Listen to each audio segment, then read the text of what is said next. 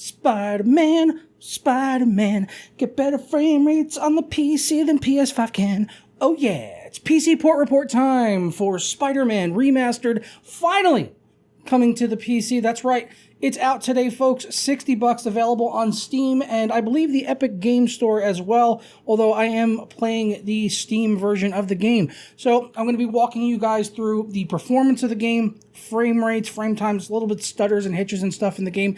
It's not perfect on PC. There's a ton of options to be able to tweak, especially when it comes to things like anti-aliasing and upscaling. There's so many different ones you can kind of go through to get different benefits, and I'll talk about my recommended settings and how I would play the game on PC personally to get the best performance possible. As I said, we'll go through the graphics options, talk about mouse and keyboard and all of that. So let's get into it, folks.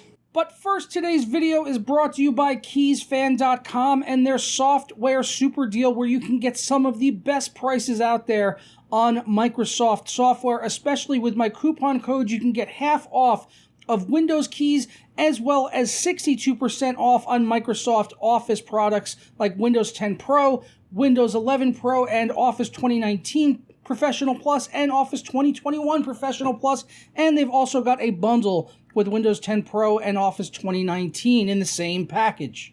To save money on Windows 10 Pro, just go ahead and add the key to your cart, which starts off at $15.17. But once you get into your cart, you can go ahead and apply my discount code at checkout, YTB50, and that will give you a shocking 50% off, bringing the price down to just over $7 at $7.58. And when you proceed to checkout, you can pay with either a credit card or PayPal, whichever one happens to fit your needs. And this also applies to Microsoft Office products, but again, you're going to get 62% off on Office products with the code YTB62 at checkout. Applying that to the $67.40 price, Office 2019 brings the price down to a stunning $25.61. So I don't know what you're waiting for. If you need your software keys, head over to keysfan.com right now and be sure to use those coupon codes at checkout.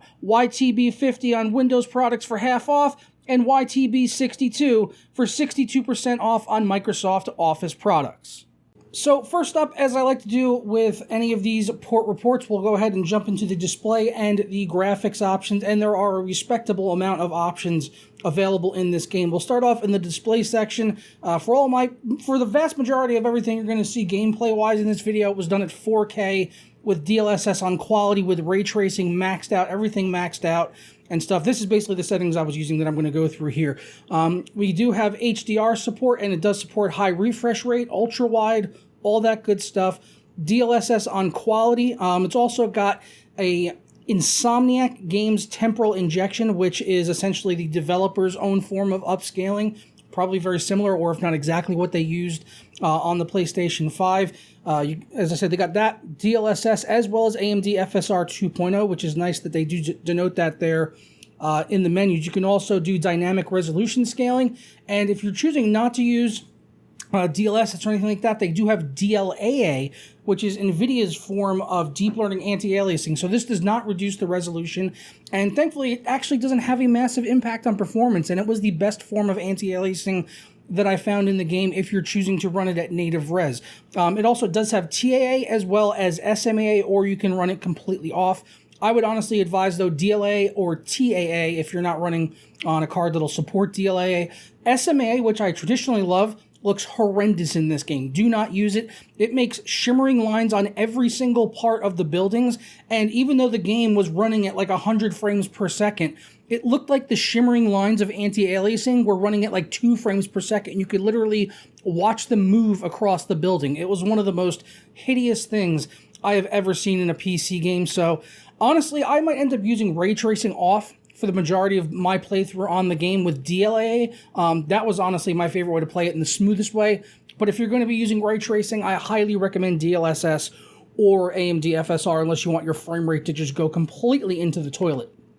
Going into the graphics options here, I am on the custom preset, but it goes all the way up to very high, as that is the highest that the options mostly go in here, although some go a little bit lower than that. So, but on the very high preset, there's a lot of stuff in here that is lowered down, like the anisotropic filtering, But texture quality here goes up to very high. We've got anisotropic filtering, goes up to 16x. Shadow quality and the shadows in this do look incredible, as well as the ambient occlusion looks so much better than it did even on the PlayStation 5 in the fidelity mode. And this is on HBO Plus for what I was playing, and we've got SSR as well. Now, ray trace reflections you can run on or off, and whether or not you have it on or off will unlock a few more options like reflection resolution, geometry detail, and object range. And this object range option is going to be a huge one for anyone that might be getting a CPU bottleneck. If you're running something like a 3600X or something like that compared to a 12900K or whatever, you could see a massive fluctuation in performance based on the CPU that you're using for ray tracing. Now, this does not affect draw distance for the game in general. It's only for ray tracing and what the game chooses to ray trace based on distance. So if you're having any trouble with the CPU with ray tracing enabled, this is something you're probably going to want to look to lower down to maybe like 5 to 7 if you're on a little bit of a weaker CPU, even if you have a very powerful graphics card. And it even says it in the context box. This can cause a major CPU bottleneck for you. And this is something I would even look to lower on my 9900K down to, like I said, like 5 to 7 range. Gave a notable boost in performance. And you could also lower down the resolution, and lowering this down to like high and this down to high and keeping the object range a little bit lower down around 7. I saw a boost of like 30 frames per second in certain scenes. And honestly, unless you're going to be stopping and staring in windows to literally see and pixel peep and see the exact details of the ray tracing, you're probably never going to notice this. It's really just a thing you can turn up, but swinging through the city, you're never going to notice the resolution detail in a window unless you really stop and stare at it. We've also got other geometry options in here: level of detail, traffic density, crowd density, hair quality, and weather particle quality. And this is the highest that these all go. So these stop at high, and that's as far as you can go with it. And there are some extra camera effects down here, most of which I have disabled because they are objectively not great. Depth of field I opted to use because Insomniac does very good depth of field, as well as bloom and lens flare, but I got rid of chromatic aberration and vignette because they have absolutely no place whatsoever in video games. Motion blur I also opted to turn off because I'm playing over 60 frames per second, and there is absolutely no need for motion blur ever if you're playing a game at 60 frames per second and up.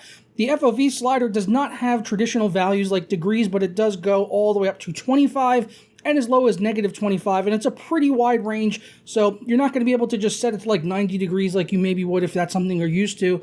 So you'll have to mess around with it and just find what's comfortable for you. But FOV, putting it on 10 seemed to be a pretty good value for me. And there's also a film grain strength option, which is kind of getting cut off on there. But I opted to turn that down to 0 because why would I want to make my game look grainy just for the hell of it? Just like on the console, there's also tons of accessibility options in here if you want to go ahead and tweak this to your liking. Just tons of stuff, honestly. And none of this is really changing from the console version of the game. So if you've watched any old reviews for this game, there's tons of stuff in here that you can go ahead and adjust. It does have mouse and keyboard support, which you can go ahead and adjust all of the key bindings if you want to.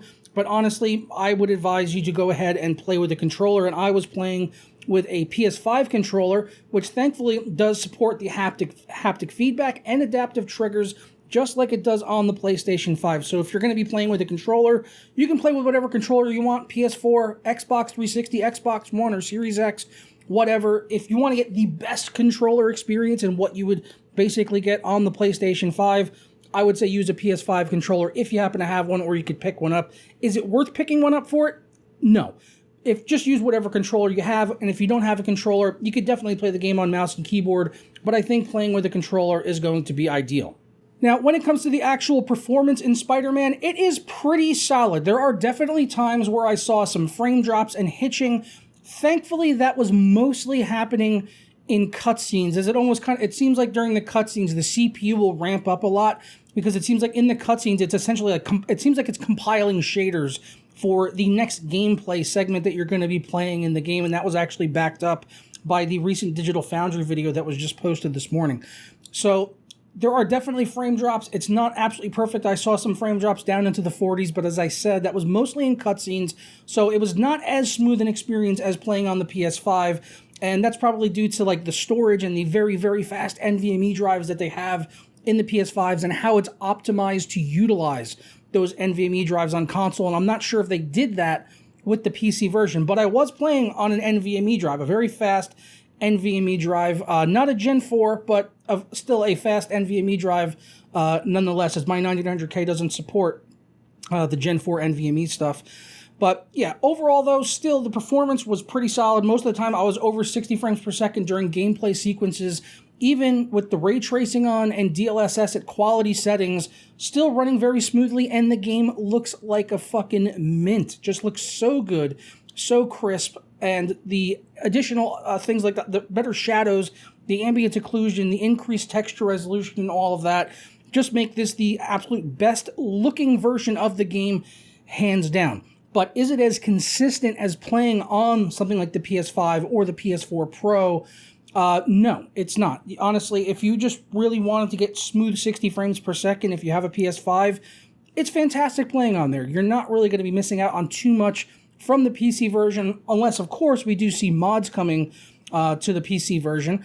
But if you don't own a PS5, which obviously a lot of people don't and have no interest maybe even in owning a PlayStation 5 or PS4 Pro because they're just PC gamers, now at least you get to play Spider-Man Remastered, and I think most people are going to be able to dial in those settings and find something that is acceptable enough to get a smooth 60 frames per second, especially when you consider things like DLSS and FSR 2.0, which FSR 2.0 almost on par now visually with DLSS, and that will open up, you know, the range of GPUs that will be supported by that to so many more people that are not running RTX graphics cards. Even if you're running a newer GTX card like a 1080 Ti or a 1660, something like that, like one of those GTX cards, if you're playing at 1080p, you can take advantage of FSR 2.0. You won't get the ray tracing and stuff like that, but you can at least go ahead and use FSR 2.0. And then, of course, for AMD card owners, if you're running something like an RX 580 or 5700 XT, all those cards, you're going to be able to take advantage of that stuff. And you might not be able to use ray tracing, but hey, at least you can get the game running smooth. You can get it playable, and you can play it on PC, which is great. It's going to open up the game to so many more people, and the game itself is fantastic. I've beaten this twice on play. I beat it once on PS4 Pro, and I beat it once on actually I beat it twice on PS5 to play it on the hardest difficulty on New Game Plus. So I've actually beat the game 3 times in total. So great game, great story, great visuals. PC port, if I had to put a number on it, I'd give it like an 8 out of 10 because, as I said, it's not perfect. It's super CPU demanding, and depending on the settings that you use, it can really definitely affect your performance, especially on the CPU side of things. So the game's out now. I'm sure you can find tons of benchmarks on various different graphics cards and CPU configurations that you might own. But for me, the game ran great. Just a few frame drops really in cutscenes for the most part. So yeah, pretty good, and I'm happy with it overall, and I would have no issues with recommending it to PC gamers that cannot access this game on the PS5. But if you've already, like I said, if you have a PS5 and you've already played it, is there a reason to really go run out today and play it? Probably not for $60. It's a bit of a steep price tag for a second purchase of the game, purchasing it a second time. So until we see, maybe mod support come in for the game, if we get mods for it, which could be really interesting in an open world game like this, that could be a reason really to pick it up on PC further on down the road as more mods become available.